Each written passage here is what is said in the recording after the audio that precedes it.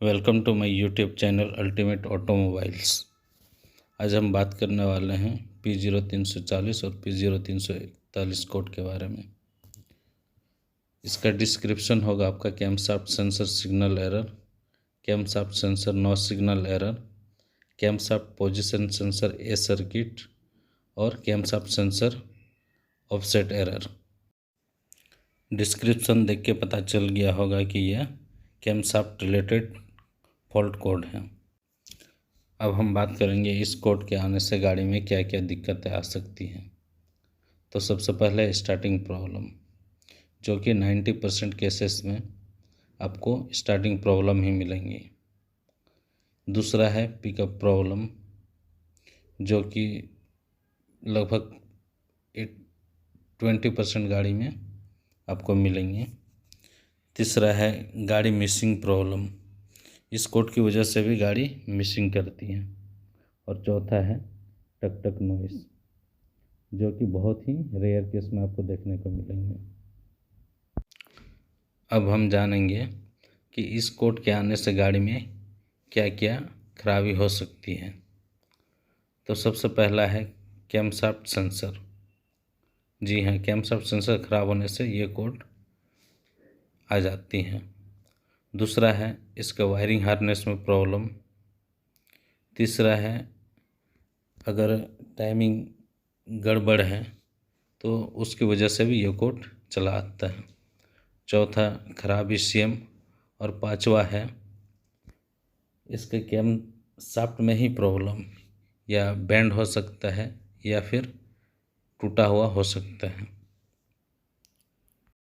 अब हम बात करने वाले हैं P0340 और P0341 कोड को कैसे डायग्नोस करना है। तो सबसे पहले हम बात करेंगे इसके वायरिंग हार्नेस के बारे में। तो ईसीएम से 3 वायर डायरेक्ट कैम सेंसर में गया हुआ है, जो कि आपका पहला वायर होगा सप्लाई का, दूसरा होगा सिग्नल का और तीसरा होगा ग्राउंड का। तो सबसे पहले हम कैमशाफ्ट पोजीशन सेंसर का कनेक्टर को खोलेंगे। इसके बाद उसमें वोल्टेज चेक करेंगे। तो आपका जो सप्लाई वायर है उसमें 2.5 वोल्ट आएगा और सिग्नल वायर में 2.5 से 5 वोल्ट के बीच में रहेगा। और ग्राउंड लाइन चेक करने के लिए मल्टीमीटर का एक प्रोब को बैटरी का नेगेटिव पोल में और दूसरा सेंसर का ग्राउंड वायर में लगाएंगे। अगर कंटिन्यूटी आ रहा है तो ठीक है, नहीं तो वायरिंग टूटा हुआ है। तो इस तरह से आप कैम सेंसर का वायरिंग को चेक कर सकते हैं। अगर आपका वायरिंग ठीक है तो नेक्स्ट आपको क्या करना है कि एक बार कैम सेंसर खोल के फिजिकल चेक करना है। कभी कभी ऐसा होता है कि उसमें कुछ चोट लग जाता है या इम्पैक्ट हो जाता है, तो उस केस में आप एक बार कैम सेंसर को खोल के फिजिकल चेक करें। अगर फिर भी नहीं जा रहा है कोड तो उस केस में आप एक बार कैम सेंसर को चेंज करके देखें।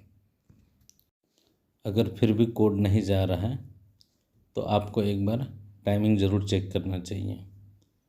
कभी कभी क्या होता है कि इसका टाइमिंग रॉन्ग हो जाता है, जिसकी वजह से ये सेंस नहीं कर पाता है।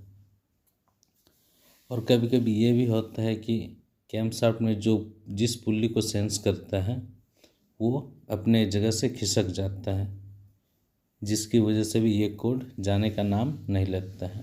तो उस केस में एक बार ये ज़रूर चेक कर लें। नेक्स्ट जो आपको चेक करना है वो है कैमशाफ्ट।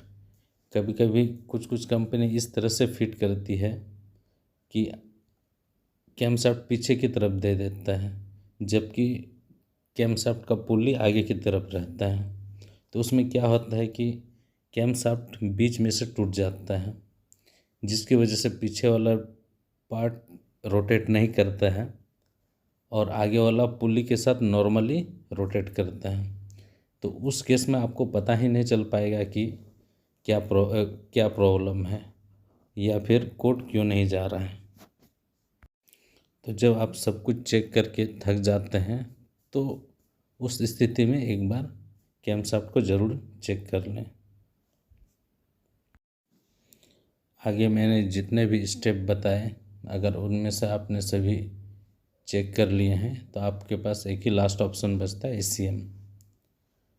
और मुझे उम्मीद है कि ECM रिप्लेस करने के बाद आपका प्रॉब्लम ज़रूर से ज़रूर सॉल्व हो जाएगा। दोस्तों, किसी को अगर कोई भी फॉल्ट कोड के बारे में जानना है तो आप एक बार ज़रूर कमेंट करें, मैं आपको वीडियो अपलोड करके दे दूँगा। उम्मीद है कि वीडियो देखकर आपको अच्छा लगा होगा, तो सब्सक्राइब ज़रूर करें और शेयर भी ज़रूर करें।